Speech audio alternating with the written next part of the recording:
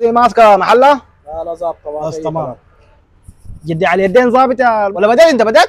بديت ايوه. اوكي.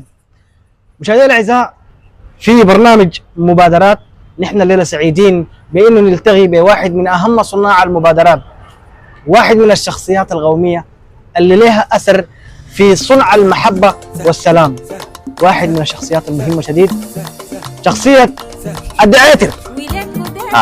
السلام عليكم ورحمة الله تعالى وبركاته. بحيي المشاهدين في كل مكان. أنا سعيد بهذا اللقاء. أنا أتكلم عن المبادرة اللي قدمتها للمجتمع، وهي مبادرة مفيدة. أنا مبادرتي يا أخواننا عن الملاريا، وهذه المبادرة نتجت يعني نتيجة لأنه أنا مصاب بالملاريا إصابة صعبة جدا، أصبحت يعني بالنسبة لي هاجس في حياتي. لا حول ولا نصحى الصباح ملاريا، بالظهر ملاريا، بالليل ملاريا، انا ماشي حاسس بالملاريا، لما نجي زي ده ننوم حاسس بانه مفترض امشي للدكتور اشوف الملاريا. قلت انتهي من الهاجس ده، اشوف افضل دكتور متخصص في الملاريا. مشيت له، السلام عليكم يا دكتور، انا جيتك وما الان ما مصاب بالملاريا، لكن ممكن اعيا واصاب بالملاريا في اي لحظه. يا زول الدكتور ضحك، كلام عجيب. ضحك من كلامي ده. قال لي يا ديتر كيف الكلام ده؟ قلت له حقيقه انا عندي مشكله اسمها هاجس الملاريا. ايوه. قال لي طيب يا ديتر، طلع نظارته وخطها في الترابيزه، قال لي انت يا ديتر اصلا اشرح لي طريقه حياتك. هل في بيتكم في يعني باعوض؟ قلت له بالحيل. الباعوض ده ذاته عباره عن يعني مؤجر معي عديل كده. بالليل لما تيجي داخل بيتك ده ولا مع المغرب الا تفج الباعوض ده فجاجين حتى تخش. عندي كميه من الباعوض، عندي خضار وعندي مويه مكشحه، ده كل الباعوض بيتلمى في البيت. انا ذاتي اقطعتها. اها يا ديتر، قال لي قاعد تنوم جوا الناموسيه؟ قلت له ما بنوم جوا الناموسيه، ما عندي ناموسيه ولا بعرف الناموسيه. قال لي ده السبب الاساسي لانك انت تصاب بالملاريا نتيجه لصاعات الباعوض لانه ما عندك ناموسيه. يا ديتر، قال لي يجب ان تعرف انه الناموسيه هي بتعمل حاجات محدده. الناموسيه المشبعه بالمبيد تطرد وتحمي وتقتل الباعوض، تعمل ثلاث حاجات مع بعض. شفت كيف؟ الحمد لله انا سمعت كلام الدكتور ده كويس، وعرفت انه المساله دي عباره عن ناموسيه مكافحه الباعوض. يعني المسؤول الاول من مكافحه الباعوض والملاريا وانما تجي الناموسيات المشبعه والمبيد. اتكيفت منه، والدكتور قال لي ازيدك من الثقافه والصحيه ووعي انك تعرف انه الناموسيات المشبعه بالمبيد التي تطرد وتحمي وتقتل الباعوض ديل في شخصيتين جدا في المجتمع مهم جدا يستخدموها بشكل دائم. قلت له زي شنو؟ قال لي الاطفال الدون الخامسه ديل لازم ينوموا في الناموسيه طوالي عشان تحميهم شنو؟ من الباعوض. والنساء الحوامل برضه لازم ينوموا جوا الناموسيه بشكل دائم، لانه ديل بتحميهم، لانه ديل قال لي معرضين لساعات الباعوض وبتصيبهم الملاريا وقد تؤدي الى الوفاه. وفاة عديل كده؟ اي يموتوا عديل. عشان كده لابد انه ينوموا جوا الناموسيه.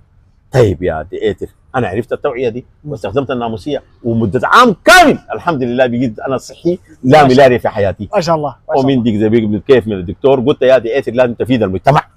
يا سلام. عملت مبادره. المبادره بيجي تقول شنو؟ ناموسيتك في ايدك، تشيف ولا ما تشيف؟ والله شايف. انا ناموسيتي دي ما قاعد نفارقها نهائيا، كان ليل كان نهار، كان سافرتها، كان مشيت للجيران، كان سلمت على زول، انا ناموسيتي معي. ما شاء الله. كان في شنطه، كان في كيس، وطوالي لميت كل سكان الحي اللي انا فيه، حي ديتر ده، قلت لهم يا اخواننا انا عندي مبادره دار نطرحها عليكم، اللي هو المبادره اسمه ناموسيتك في ايدك ما تفرط فيها. يا سلام. كويس؟ اي شخص في الحي ده لابد يمتلك ناموسيه. الناس دي استجابوا جميعا والحمد لله، كافحنا الباعوض ونمنا جوا الناموسيات والحي بقى حي نموذج ما فيه ملاريا. لكن انا لاحظت في اجتماعاتي المكرره في 4 انفار دي ما جو الاجتماع. قلت يا ديتر لازم ال4 انفار دي تمشي له في محلهم نشوف الامتناع شنو. اول حاجه يعني ليلى بنت الطاهر، شفت كيف؟ ليلى بنت الطاهر. وحاجه نفيسه برضه ما جات؟ ما جات. وادريس ود الاحمر. ادريس ود الاحمر يكون في الزراعه. ايوه يكون في الزراعه. واحمد ود المحي. اول شيء مشيت طوالي لحاجه نفيسه، السلام عليكم حاجه نفيسه، انا عملت اجتماع بتاع المبادره بتاعتي استخدام الناموسيات المشبعه بالمبيد التي تطرد وتحمي وتقتل البعوض. ما جيتي مالك؟ قالت لي والله اشرب لك شاي، قعدت نشرب شاي زي ده، كان نشيف لك زي ده، رفعت الستاره من بتاعه العده مغطيه العده بالناموسيه، قالت عشان الذباب. بالله اي ده قول واحد ده استخدام خاطئ للناموسيه. ومن دربي ده طوالي انا شنو مشيت لليلى بنت الطاهر. يا ليلى السلام عليك، كيف حالك؟ ان شاء الله طيب، الله يبارك فيك. ما جيت الاجتماع بتاعي بتاع المبادره ليه؟ قعدت زي ده وعينت اشوف لك الستاير كلها عباره عن ناموسيات، مستخدم الناموسيات المشبعه بالمبيد ناموسيات. الناموسيات دي اللي بدوها عليها مجانا دي مستخدمها ستاير. لا حول ولا قوه. قلت ده خطا اثنين. ومن دربي ده طوالي لاحمد شنو والدلماحي، قالوا لي تلقى قاعد في الزراعه. مشيت سلمت له يا احمد والدلماحي كيف حالك؟ انا دايرك عندي مبادره عن الناموسيات المشبعه، لقيت لك الزراعه حقته كلها مغطاه بالناموسيات. ده شنو يا زول؟ قال لي الناموسيات تحمي الطير ما ياكل الزراعه. قال لا عندك لا تغطى بها انت وتحميك من البعوض، تستخدمها للزراعه استخدام رقم 3 خاطئ. ومن دربي ده طوالي لادريس ود الاحمر، وده كمان شغله براو. لقيتك قاعد جنب النيل بيشرك للسمك، جبنا سمك قرقور وصراصير وياتو، حياته كلها عباره عن سمك. قعدت جنبه قلت اتكلمت عن الناموسيه مفيده، وكنت قال لي دقيقه الشبكه قبضت بوت، لما طلعها من النيل لقيت لك ناموسيه. مرق ناموسيه من جوا البحر، ناموسيه مشرق بها السمك عامله شبكه.